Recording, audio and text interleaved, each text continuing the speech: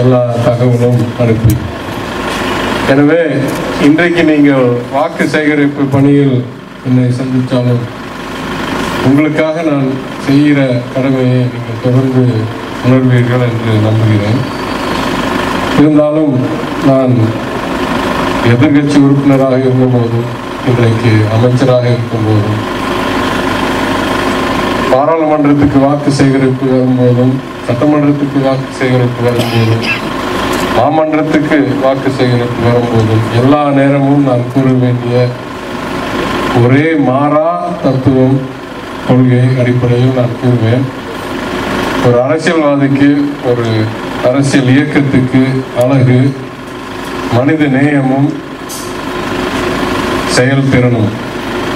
யாருக்கு என்ன தேவை, எப்படி மக்களுடைய வாழ்க்கையை சிறப்பிக்கலாம், எப்படி குறிப்பாக பின்தங்கி இருக்கிற பொருளாதார ரீதியிலோ இல்லை பல காரணங்களுக்காக மாற்றுத்திறனாளியாக இருக்கலாம், எந்த வகையில் கூடுதல் உதவி தேவைப்படுறார்களோ அவர்கள் எங்கே யார் இருக்கார்கள் என்று கண்டறிந்து அவர்களுக்கு தேவையான திட்டம் உருவாக்குவது.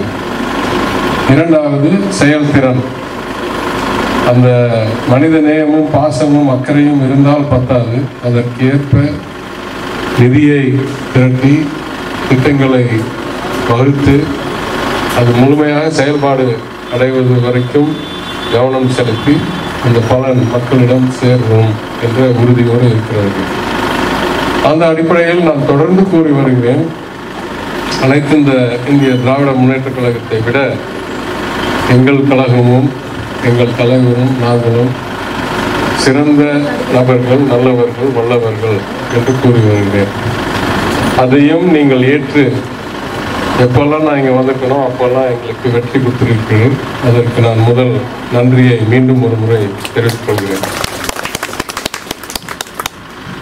பல தகவல் நான் கூறலாம், ஆனால் குறிப்பாக இந்த வட்டம் எனக்கு என்றைக்குமே ஒரு தனிப்பட்ட பாசமுள்ள வட்டம் என்ற அடிப்படையில் ஏற்கனவே 1.25 கோடி ரூபாய் அளவிற்கும் இன்னும் ஒரு 43 லட்சம் ரூபாய் அளவிற்கும் என் தொகுதி மேம்பாட்டு நிதியில் கிட்டத்தட்ட 1.7 கோடி ரூபாய் அளவிற்கு இந்த 8 ஆண்டுகளாக செய்திருக்கிறேன்.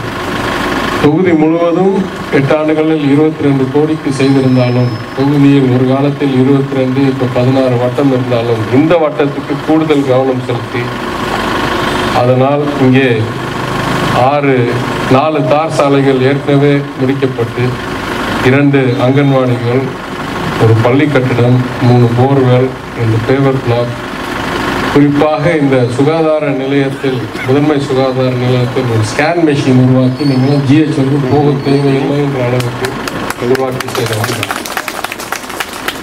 அது இல்லாமல் ஒரு கழிப்பறை கட்டடம், இன்னும் ஒரு சமுதாய கூடமும் ஒரு அரங்கம் அமைப்பதற்கும் பணி நடந்து கொண்டிருக்கிறது. இது சட்டமன்ற உறுப்பினராக எனக்கு வரக்கூடிய உரிமை. அந்த நிதியை சிறப்பாக பயன்படுத்தி, ஏன் இன்னும் சொல்ல போனோம் என்றால் நான் எதிர்கட்சி உறுப்பினராக இருக்கும்போது இறுதி காலகட்டத்தில் அரசாங்கத்திடம் ஒரு ஜியோ பெற்று, அரசாணை பெற்று, இந்த கணக்கில் செலவு பண்ணுறதுக்கு முன்னால் வந்த வட்டியை அரசாங்கத்துக்கு திருப்பி செலுத்தாமல் எம்எல்ஏக்களே தொகுதி மேம்பாட்டுக்கு பயன்படுத்தலாம் என்று ஒரு புது திட்டத்தை உரிமையை பெற்று 10 லட்சம் ரூபா இருந்த வட்டியையும் மக்கள் பாலனுக்கே செலவழித்தவன் நான். இந்த வகையில் அரசாங்கத்துடைய தொகுதி மேம்பாட்டு நிதி, அடுத்து தனிநபராக எத்தனையோ பணிகள் மேற்கொண்டிருக்கிறேன். கல்வி அடிப்படையில் திருமண உதவி, சுகாதார உதவி, குறிப்பாக கொரோனா காலத்தில் ஏழை எளிய இடங்களில் எல்லாம் கொரோனா நிவாரண பொருட்கள் பல 100 குடும்பங்களுக்கு. இந்த வகையில் நான் பிறந்ததிலும் என் பணியில், என் கல்வியில், என் வாழ்க்கை காலத்தில் நானே பணக்காரனான ஒரு நன்மை என்ற அடிப்படையிலும் முடிந்த அளவுக்கு தனிநபர் நிதியோடு மக்களுக்கு சேவை செய்கிறேன்.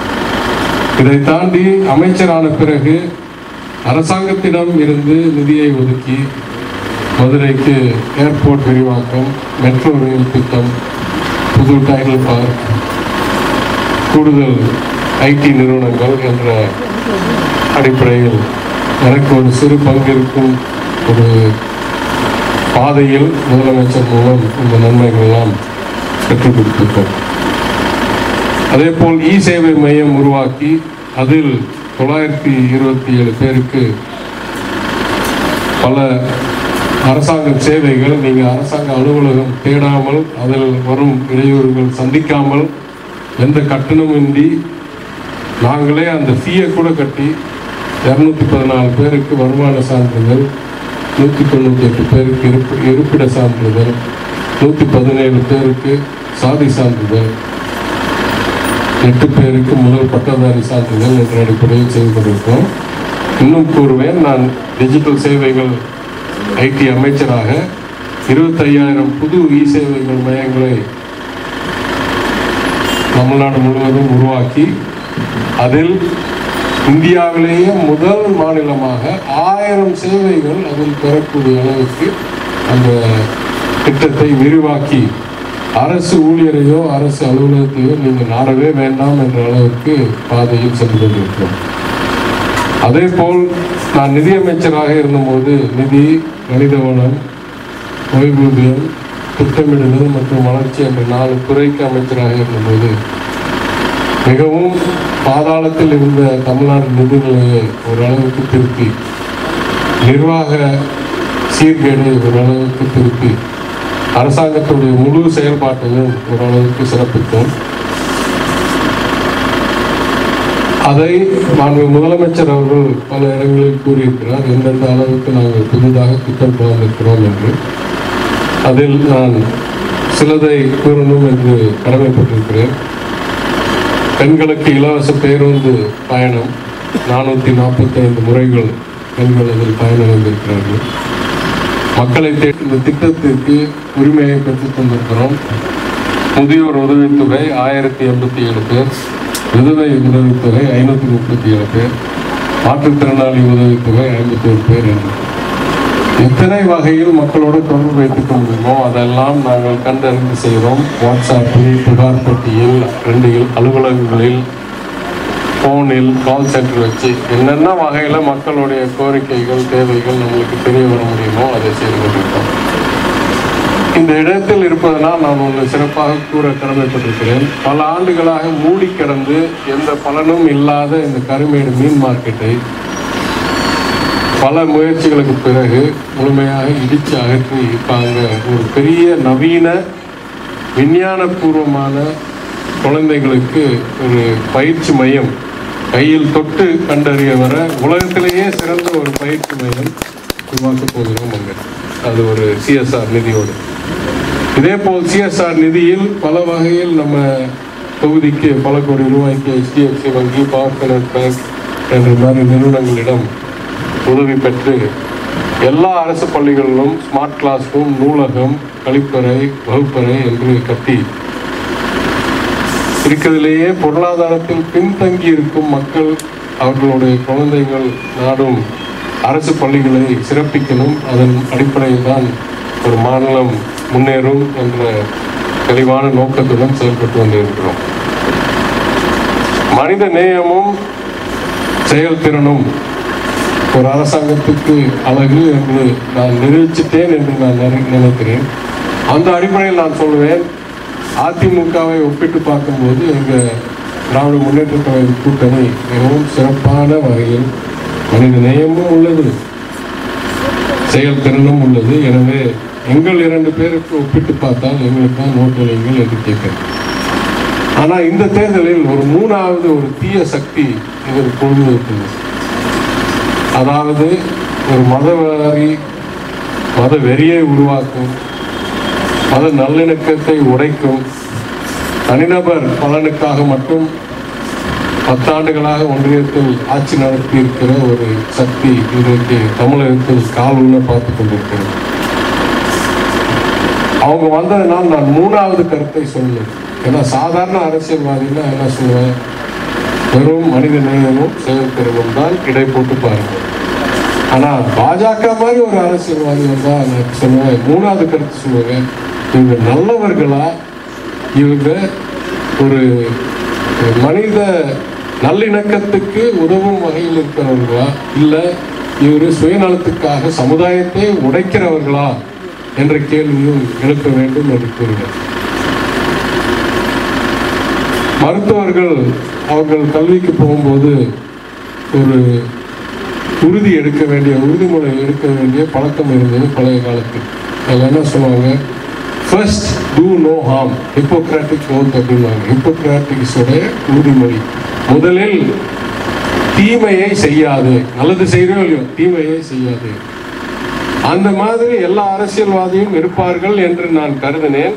அது நான் வந்த வரலாறு. ஆனா இன்றைக்கு பார்த்தா தீமை செய்கிற ஒரு நிர்வாகம் ஒன்றியத்தை ஆண்டு கொண்டிருக்கிறது. 10 செயல்திறன் இல்லை. ஆனால் தீவிரவாதித்தனம், கொடூரத்தனம் எந்த அளவில் இருக்கிறது? எல்லா நிதியும் அவங்க தான் எடுத்துக்குவாங்களாம். ₹1 நம்ம வரி கட்டினா 29 பைசா தான் வருமா. நம்மகிட்ட பணமும் கொடுக்க மாட்டாங்க, நம்மளை கடனும் எடுக்க விட மாட்டாங்க. ஏதோ புது கணக்கெல்லாம் போட்டு இதை எடுக்கக்கூடாது, அதை எடுக்கக்கூடாதுன்னு. உலக வங்கியிலிருந்தோ ஆசிய வளர்ச்சி வங்கியிலிருந்தோ நம்மளுக்கு கடன் வர்றதுன்னா அதை நிறுத்தி வச்சிருப்பாங்க. என்ன சொல்றாங்க, இல்லை ஒரு மாநிலத்துக்கு ஒரு ஆண்டுக்கு ஒரு திட்டத்துக்கு மேல வரக்கூடாது. சென்னை மெட்ரோவுக்கு நாங்க ஏத்துக்கிறோம் பங்குன்னு சொல்லி 4 வருஷம் ஆச்சு, 5 வருஷம் ஆச்சு. இன்னும் ஒரு பைசா போடாம, அது அவங்களுடைய நிதி வராததனால் கடன் வாங்கும் எல்லையை நிறுத்தி வைத்தார்கள். மெட்ரோ பணியை தாமதப்படுத்தி விட்டார்கள். அதாவது அவங்களுக்கு அடிமையானா எது வேணாலும் செல்லவும். 25 அரசியல்வாதிகள் இவங்க ஆட்சிக்கு வந்த போது இவங்கெல்லாம் எதிர்கட்சியில இருந்தவங்க. 25 அரசியல்வாதிகள் பாஜகவால் ஊழல்வாதிகள் என்று பெயர் சூட்டப்பட்டு NIA, CBI, ED, IT எல்லாம் போய் ரெய்டு செய்து வழக்கு தொடரப்பட்டு 25 பேரும் என்ன பண்ணாங்க, அவங்க கட்சியை விட்டுட்டு பாஜக இணைந்துட்டாங்க. இல்லை அவங்க கட்சியை உடைச்சிட்டு புது கட்சி ஆரம்பிச்சு பாஜக கூட்டணி வச்சுட்டாங்க. உடனே என்ன ஆச்சு, இந்த 25 பேருக்கு அவங்களோட வழக்கெல்லாம் ஆவியா போயிடுச்சு. ஒரே ஒரு உதாரணம் எடுக்கிறேன். அஜித் பவார்ன்ற ஒருத்தர் இருக்கார். நான் இவரோட பணி செய்திருக்கிறேன் GST கவுன்சில்ல. இவர் சரத்பவாருடைய மருமகன். ஒரு நாள் சரத்பவார் கூட்டணி இருக்கும் மகாராஷ்டிரா அரசாங்கத்தின் துணை முதல்வர், நிதியமைச்சர். இவர் மேல் பாஜக என்ன குற்றச்சாட்டு சொன்னாங்க, 70,000 கோடி முறைகேடு லஞ்சம் ஊழல் செய்திருக்கிறார். 70,000 கோடி. இவரை வலியுறுத்தி துன்புறுத்தி இவர் மாமா கட்சியை உடைச்சு பிரிஞ்சு போய் பாஜகவோட இணைந்து எப்படி சிவசேனாவை உடைச்சு ஏக்நாத் சிண்டே எடுத்தாங்களோ, உடைஞ்ச துண்டெல்லாம் சேர்த்து வச்சு இன்றைக்கு பாஜக கூட்டணி மகாராஷ்டிராவில் ஆட்சி அமைத்து நடத்துகிறது. இதே அஜித் பவார் துணை முதலமைச்சர். என்ன பண்ணிட்டாங்க, மோடியின் வாஷிங் மெஷினில் இவர்கள் எல்லாம் கரையாக இருந்த கரங்களை உள்ள வாஷிங் மெஷின்ல போட்டு வெள்ளையோட வெள்ளையாக்கி அவங்க அரசாங்கத்திலேயே எல்லாம் நிர்வாகி ஆக்கிட்டாங்க. அவங்க கட்சியிலேயே பெரிய அதிபர்கள் ஆக்கிட்டாங்க. அப்போ இவங்க எந்த வகையிலும் அடுத்தவர்களுடைய குணத்தை பற்றியோ நேர்மையை பற்றியோ பேசுறதுக்கு தகுதி இல்லாதவர்கள் என்றதற்கு இதுவும் நாடு முழுவதும் பரவும் ஒரு விளம்பரம் தான். இது நான் உருவாக்கவில்லை. பேடிஎம் என்ற ஒரு பணம் போன்ல அனுப்புற ஒரு ஆப் இருக்கிற மாதிரி பேபிஎம் என்ற ஆப் இந்தியாவில் இன்றைக்கு நடந்து கொண்டிருக்கிறது என்று பலர் சுட்டிக்காட்டியிருக்கிறார்கள். எப்பெல்லாம் உங்களுக்கு பிரச்சனை வருதோ, இபி இல்ல வருமான வரி இல்ல சிபிஐயில் இருந்து தப்பிக்க 56 கோடி கட்டணும். தேசிய நெடுஞ்சாலை ஒப்பந்தம் வாங்கணும் என்றால் 176 கோடி கட்டணும். இதெல்லாம் உண்மை உதாரணம். தேர்தல் பத்திரத்தில் இருந்த உதாரணத்தை எடுத்து காட்டியிருக்கிறார்கள். செயற்கைக்கோள் ஸ்பெக்ட்ரம் ஒப்பந்தம் வாங்கணும் என்றால் 140 கோடி கட்டணும். தனியார் நிலக்கரி சுரங்கம் உரிமை வாங்கணும் என்றால் 135 கோடி கட்டணும். அதாவது PPM. இதுதான் அரசு நடக்கும். வரவு செலவு திட்டம் 24-25 வரவு செலவு திட்டத்தில் உத்தரப்பிரதேசுக்கு 2,30,000 கோடி ஒதுக்கின ஒன்றிய அரசாங்கம், பாஜக அரசாங்கம். தமிழ்நாடு, கேரளா, ஆந்திரா, கர்நாடகா, தெலங்கானா 5ம் சேர்த்து 1,92 கோடி தான், 92,000 கோடி தான். அப்ப அவ்வளோ நிதி ஒதுக்கி உத்தரப்பிரதேசம் எங்க கொண்டு போய் சேர்த்தாங்க, உத்தரப்பிரதேசோடைய தவா பொருளாதாரம் பாகிஸ்தானை விட பாதி மடங்கில் இருக்கிறது. இதுதான் அவங்களுடைய செயல்திறன், இதுதான் அவங்களுடைய திட்டம் வகுக்கும் தன்மை. எனவே வேற எந்த தேர்தலை விட இந்த தேர்தல் நான் உங்களுக்கு தனி கோரிக்கை வைக்க போறேன். வேற எந்த தேர்தல் இருந்தாலும் நான் சொல்வேன், எங்களுக்காக வாக்களியுங்கள், நாங்கள் உங்களுக்கு சிறப்பாக பணி செய்கிறோம், இதுவரைக்கும் செய்து காட்டியிருக்கிறோம், அந்த நம்பிக்கையில் இன்னொரு முறை செய்யுங்கள் என்று கூறுவேன். ஆனால் இந்த முறை நான் சொல்கிறேன், உங்களுக்காக வாக்களியுங்கள், உங்கள் குழந்தைக்காக வாக்களியுங்கள், உங்கள் எதிர்காலத்துக்காக வாக்களியுங்கள், தமிழ்நாட்டுக்காக வாக்களியுங்கள், தமிழர்களுக்காக வாக்களியுங்கள், இந்த பாசிச ஆட்சியை அகற்றுவதற்காக வாக்களியுங்கள்.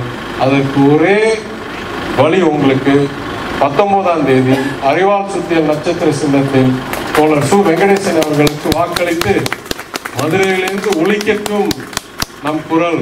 பாசிசம் வேண்டாம், தீய சக்திகள் வேண்டாம், ஒற்றுமை வேணும், நல்லிணக்கம் வேணும், மனித நேயம் வேணும், நல்லாட்சி வேணும் என்று. நன்றி.